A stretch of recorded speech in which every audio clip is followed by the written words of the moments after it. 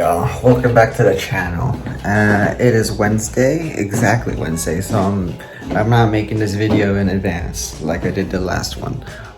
I don't really have much to share with you guys, but what I do have to share with you is maybe a little bit of a story of why, how, and maybe when I got into mini four-wheel drive. I got this idea for a video through another YouTuber, Claire. She made it a YouTube on why she got into mini four-wheel drive and kind of how she got into it also. And I thought it was a good idea because a lot of people, sorry, I'm trying to put this, there you go, pillow aside, there you go.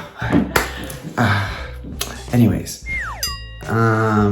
yeah, so I thought it was a good idea because a lot of people get into mini four-wheel drive for different reasons, and not all the time people get into it for the reason of it just being a hobby.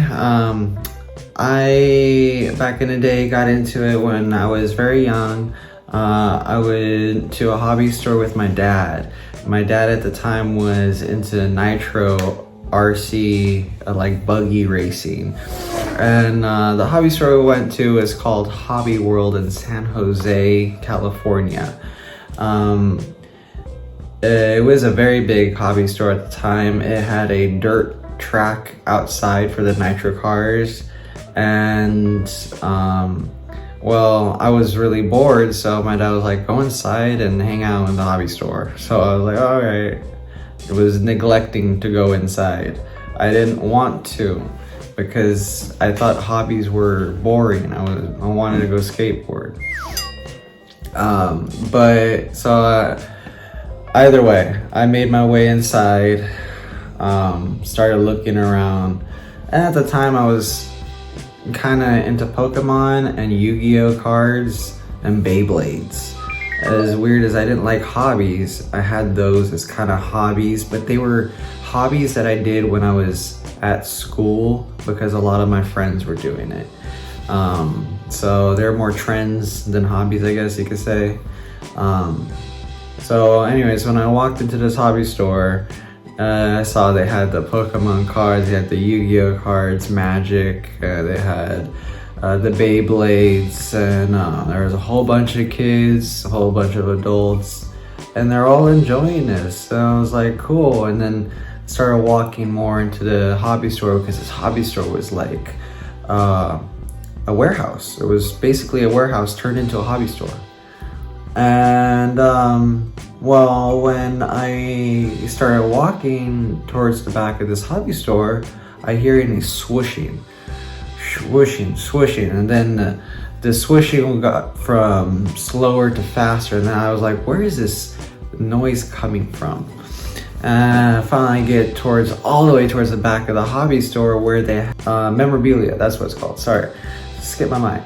Anyways, they had memorabilia all the way in the back of this hobby store, and right next to where they had all the memorabilia is where they had the Tamiya mini four-wheel drive track. And back then, it wasn't how it is now. It was very popular back then for the high-speed flat track. So you had all these super fast cars going, you know, around this track, 3 cars usually at a time, and they were getting thrown into all this memorabilia. Thankfully, this memorabilia had a thick piece of glass protecting it, but yeah, I always thought it was funny. This hobby store had their Tamiya track right next to all this expensive ass memorabilia, and people were always ducking and dodging and trying to not get hit by the cars when they're flying out. But so that's how I got introduced to it. And I walked in there, I saw the speed of these cars, and I loved it. I loved the sound of it. The noise of it was always so peaceful to me. And back then, the sound of the motors was even more peaceful to me, I would say, because the high pitch rev to the DC motors back then were like more Formula One sounding than they are now, because we used motors we wound ourselves, and they would rev very, very high, and they were very, very fast. Way more faster than a Mach dash could ever be, way more faster than a plasma dash could ever be. They were not out of the box motors. They were custom hand wound motors, and they were beasts. They were little monsters.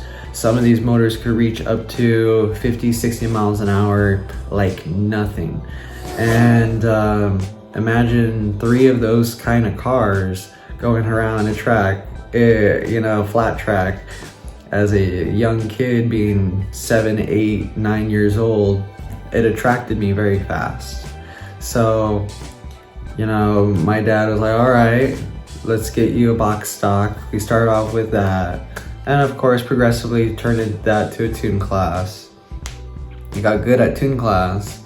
And then a couple months into racing, I went, we had our break time for the races.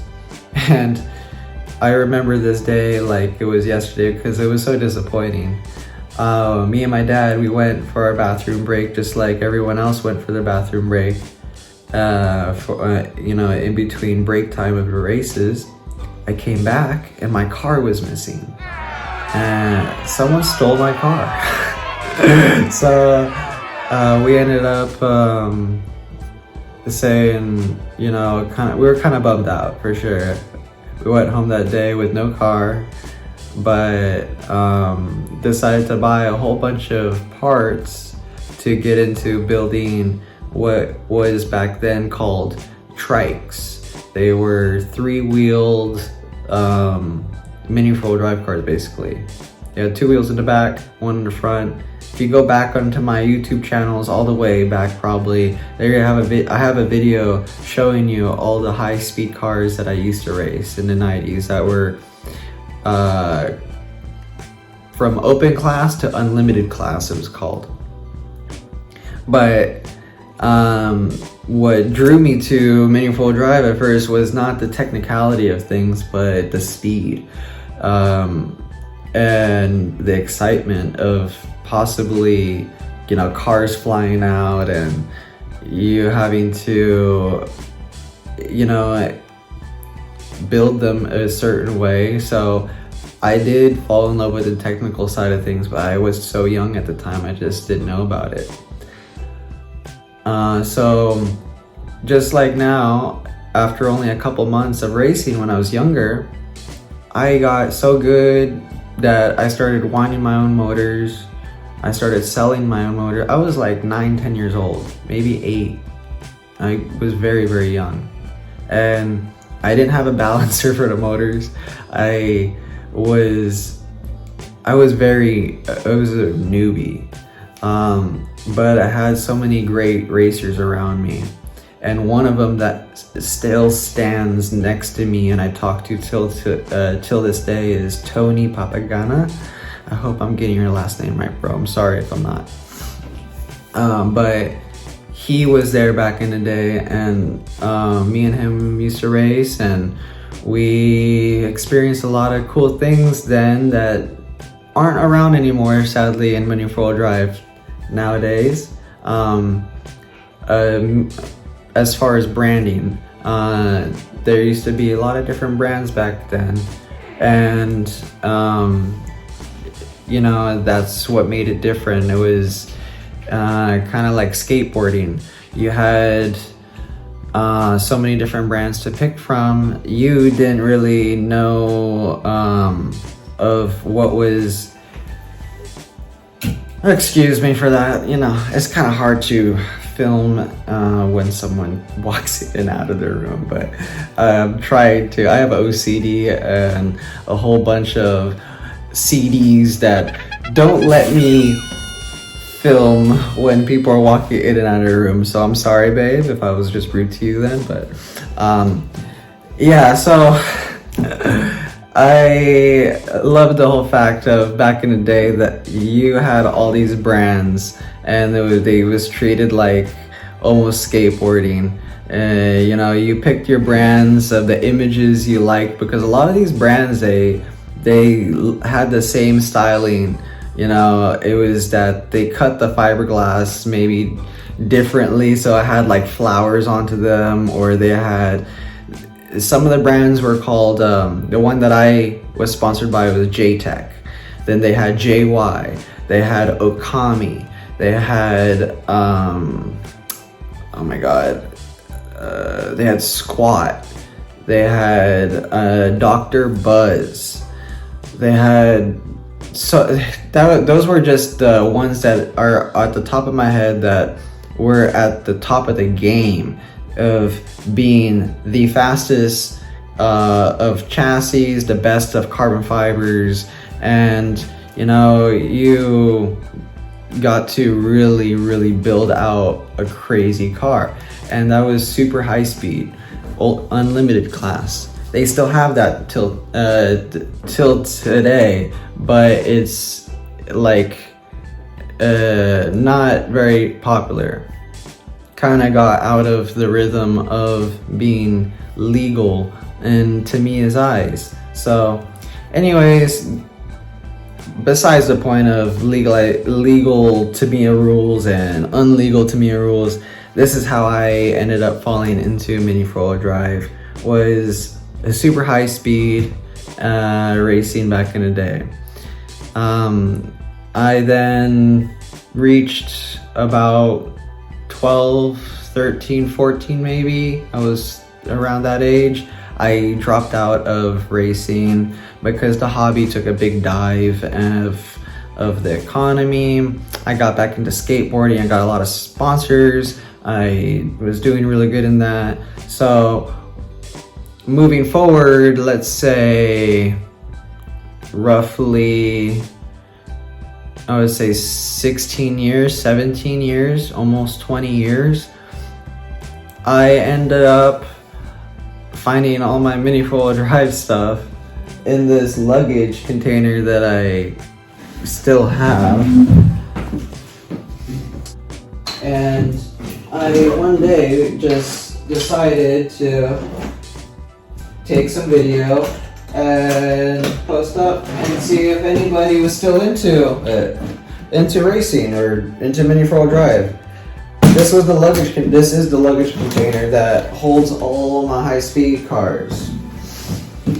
So I ended up digging this up one day, and I remembered Tony from all the way back in the day, and I started looking for him on social media, and somehow I found him. We used to race a lot back then, so I was hoping he was still into the hobby, and thankfully he was. But this is one of the cars, and this is how they looked from back in the day. Oh, that's a shaft.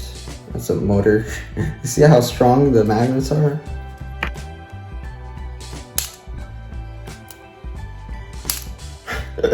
That's so cool.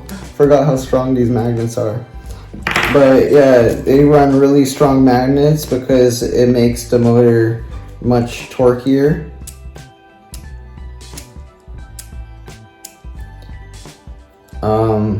You can see how cool the rollers are. These have not been oiled, or these don't get touched. These are basically shelved, put away, and kept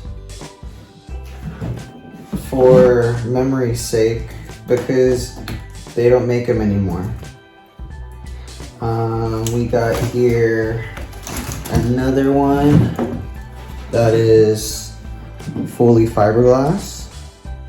That first one is just all carbon fiber. This is the brand that I was talking about, that was called Dr. Buzz, and they were known for making these chassis, the framing of the chassis. You can see how intricate the side work here is. It gets very intricate for the battery holders. Everything is slotted, so it just goes together like a grid, like a puzzle. And well, it could also be very strong, and well, if they come out, hopefully they won't break the first time they come out. That's the idea. But full fiberglass. Let's see here. We got a couple more. This one is, okay, motor's stuck together. This one is another brand called Squat. Probably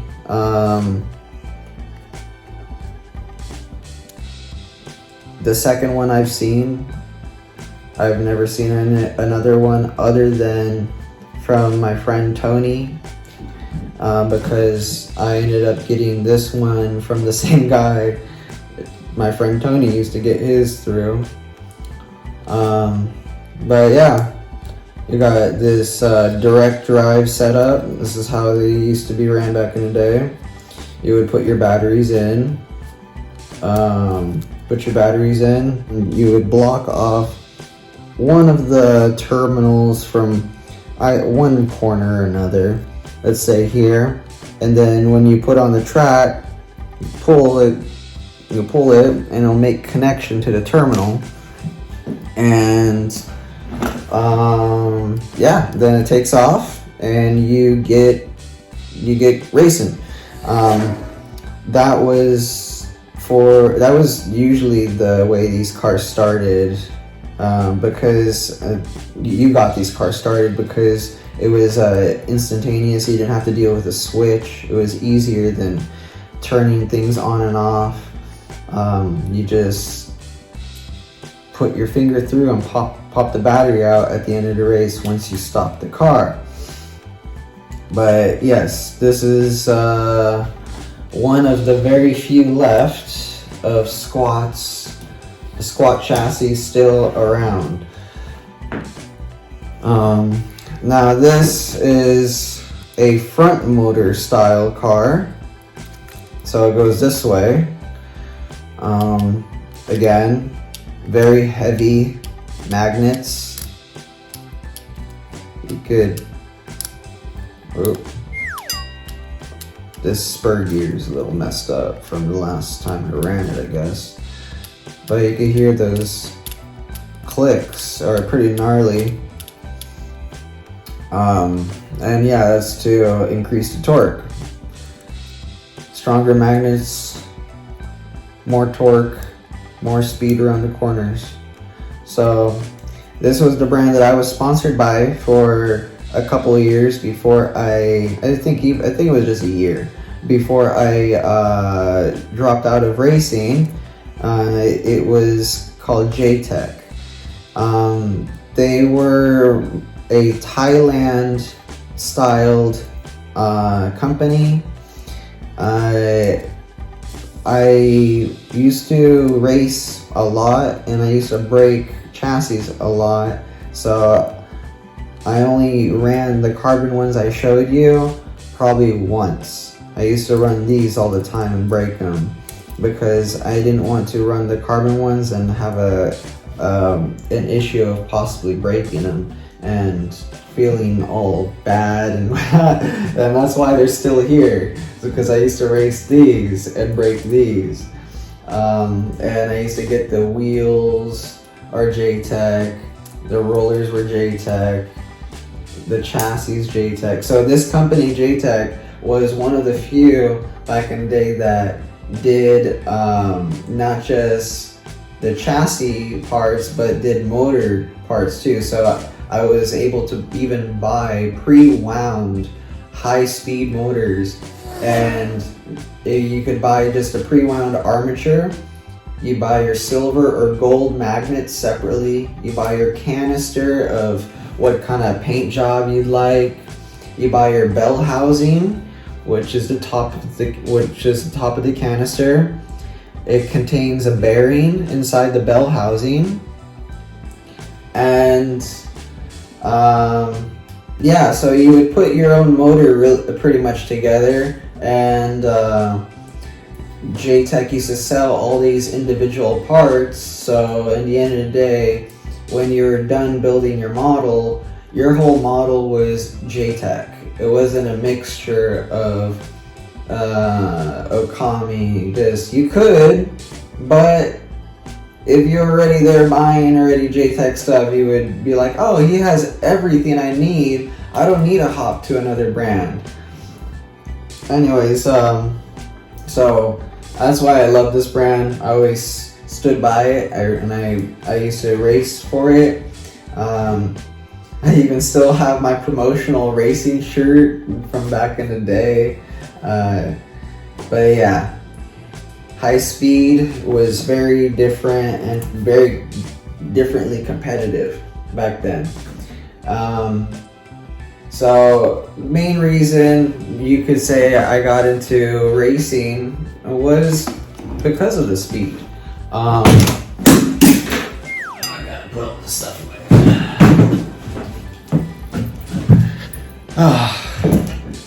That's a lot of work, and not really. Just taking a breath, 1 second. But yeah, so main reason I got into the hobby back then was because of the speed. Didn't know I was, I guess you could say, not adrenaline junkie, but a speed junkie. At such a young age, you don't know these things. But the older I got, the more I started working on cars, motorcycles. I got into dirt biking when I was very young too. I started dirt biking at the age of 5. Started racing dirt bikes at the age of 7. Started wrenching at the age of 17. So I started learning how to wrench very late. Once I started learning how to wrench on cars and actual big equipment, I turned these hands into my own business called Keep a Level, and I had a mobile auto mechanic business. I would go from house to house, working on people's cars and modifying them. I love always working on things with my hands. I was always very good fixing things, and if not fixing them, but if not just fixing them, making them much better than what they were. So I knew I liked the aftermarket modification side of things a lot. Now speaking on that, all of this mini 4-wheel drive stuff, take in consideration, I haven't thought about it for many years. I was very young when I started the automotive business, and I used to go to car meets a lot. I used to go racing my car a lot, and in that field you have a lot of tragedy in life. Sometimes you have friends pass away, sometimes you have friends things happen, and sometimes things scare you and you don't want to go and pursue that life anymore, but you still have a passion for building, you still have a passion for racing. You just don't want all the extra noise of, let's say, people passing away is the biggest thing. Was, I guess got me on the track of saying enough was enough, and I wanted to step away from that lifestyle. thankfully, at the time when I was trying to find a different lifestyle, I was into BMX, I was back into skateboarding, and this is at the age of 30 through 32, I got back into these things. Not because I didn't know what I wanted, but because the lifestyle started becoming not exactly the positive lifestyle I wanted. I wanted something more, I wanted something better, something more motivating. And, you know, in the end, it was a blessing that I fell again into Mini 4-wheel drive because, like I said, I was just digging through my closet one day and I found my box of stuff. And, you know, one thing led to an next. One post led to me finding my friend Tony. From finding my friend Tony, I got to meet the guys at NorCal and, you know, the racing scene in NorCal.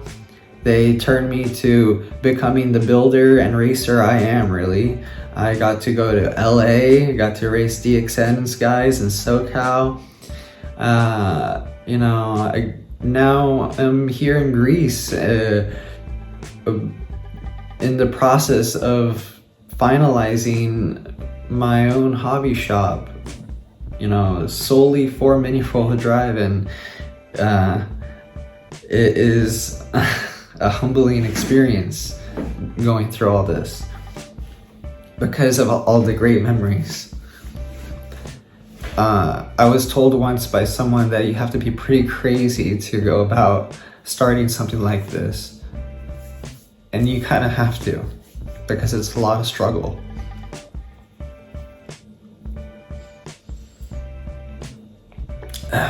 Sorry. But with that struggle, I had a partner next to me. I still have her next to me.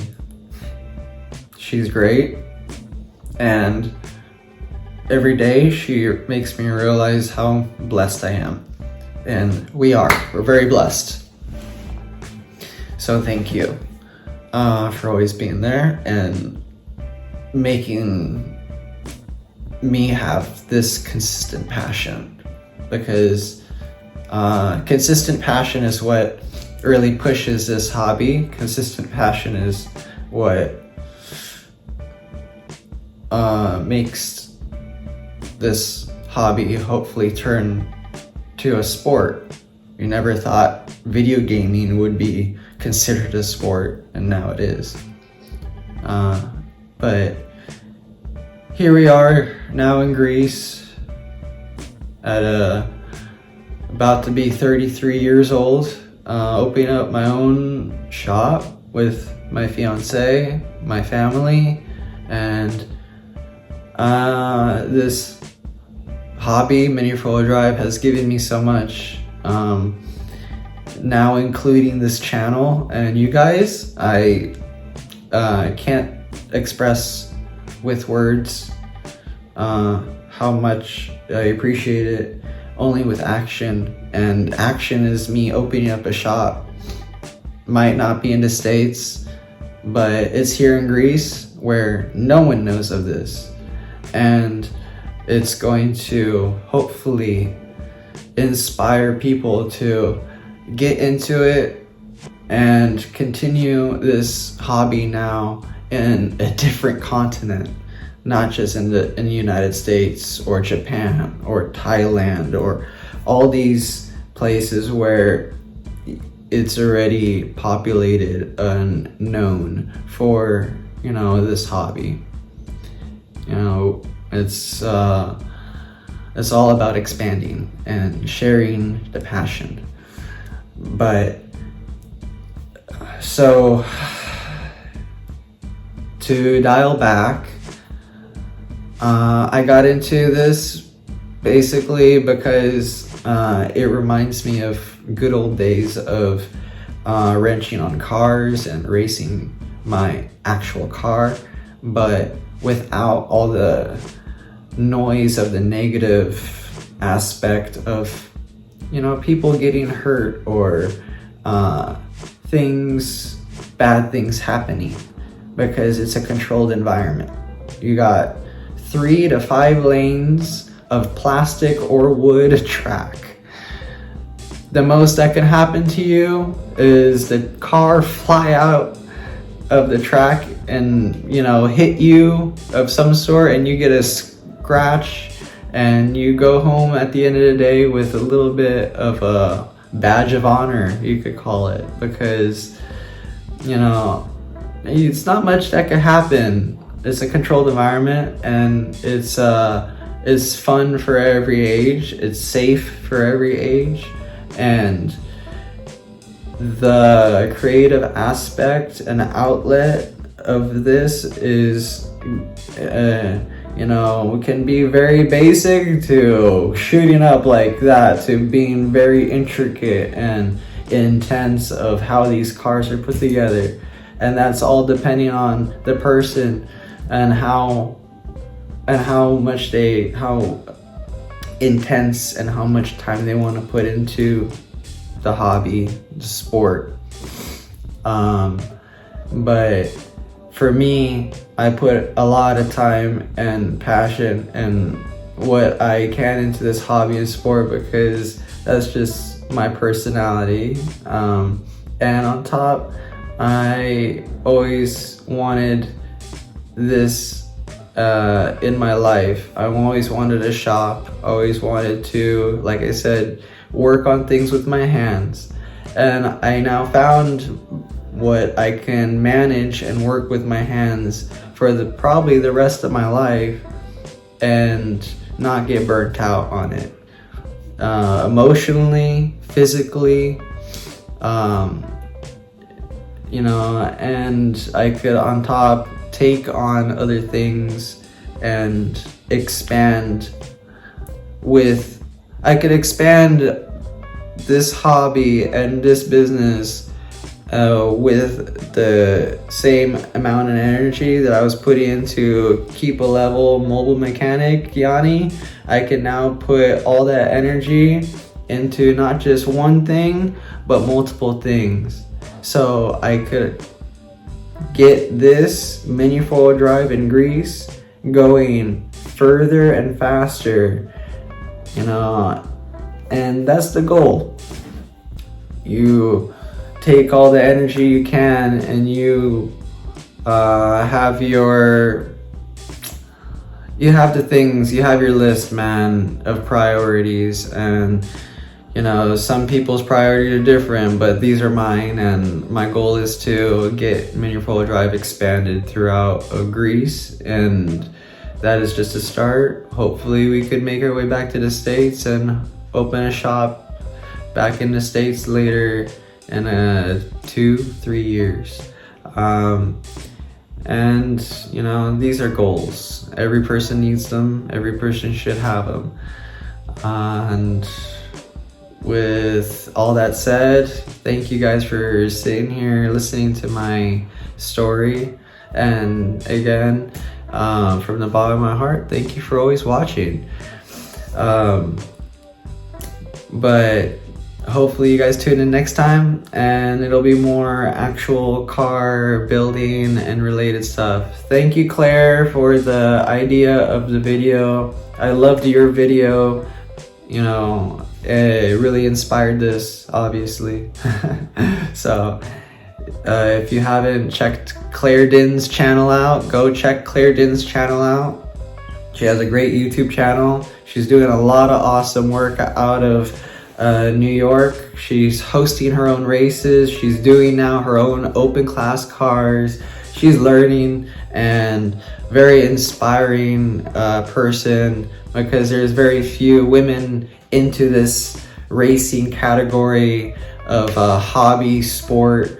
So even my fiance takes great inspiration from her, because my inspiration gets pushed towards her. So yeah, good job, Claire, and thank you everyone again for tuning in.